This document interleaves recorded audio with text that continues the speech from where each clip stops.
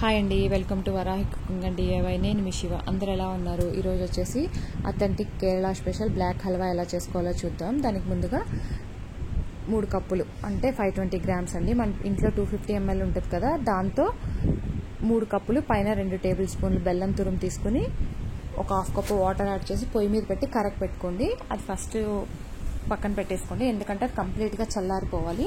ఇప్పుడు 3 కొబ్బరికాయలు medium size తీసుకుని కొబ్బరి పాలు తీసుకోవాలి. నాకు 3 కాయలకి 6.5 కప్పులు కొబ్బరి పాలు వచ్చినాయి అనమాట. ఆ పాలన్నీ ఒక నాన్ స్టిక్ ప్యాన్లో ట్రాన్స్ఫర్ చేసుకోండి.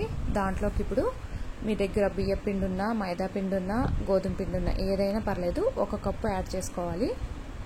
పొయ్యి మీద పెట్టుకోకుండానే గడ్డలు లేకుండా కలుపుకోండి. ఇప్పుడు నెక్స్ట్ వచ్చేసి మనం కరగ పెట్టుకున్న బెల్లం కూడా వడగట్టుకుని ఇలా కలిపేసుకోండి. ఇప్పుడు పొయ్యి మీద పెట్టాలన్నమాట. సిమ్ మీడియం ఫ్లేమ్లో పెట్టి ఒక 15 మినిట్స్ తిప్పుతూనే ఉండాలి, ఎక్కడ ఆపకూడదు అనమాట. ఆపితే గడ్డగట్టేస్తుంది.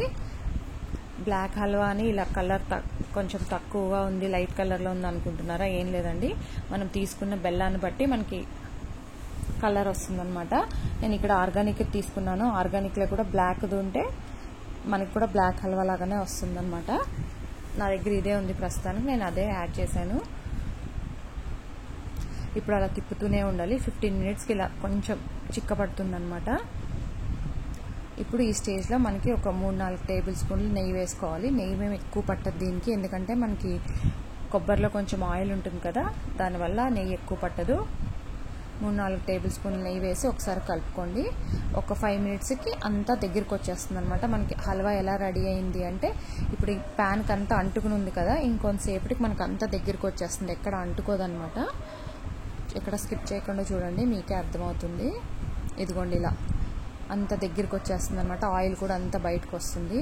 మనం వేసిన నెయ్యి కూడా చూడండి ఎలా బయటకు వచ్చేసిందో. ఈ స్టేజ్లో మనము బాదం పప్పు, జీడిపప్పు, కిస్మిస్ మీ దగ్గర ఏది ఉంటే అది, యాలక్కాయ పొడి యాడ్ చేసేసి ఒకసారి కలిపేసి ఒక గిన్నెలోకి ట్రాన్స్ఫర్ చేసుకోవడమే అండి.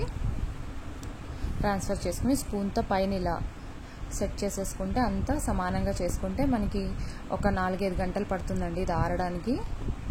వేడికి కూడా బాగానే ఉంటుంది, కానీ ఆరితే బాగా ఇట్లా కట్ చేసుకోవచ్చు మనకి. ఇప్పుడు ఒక ప్లేట్లోకి ట్రాన్స్ఫర్ చేసేసుకుందాము. చాలా టేస్టీగా ఉంటుంది, తప్పకుండా ట్రై చేయండి. ఎలా ఉందో కూడా చెప్పండి. ఇదిగోండి authentic Kerala special halwa ready అయిపోయినట్టే. ఇక్కడ చూపిస్తున్నాను కదా, అలా రావాలన్నమాట. లైక్ చేయడం, సబ్స్క్రైబ్ చేయడం కూడా అస్సలు మర్చిపోవద్దు. నెక్స్ట్ వీడియోలో మళ్ళీ కలుద్దాం.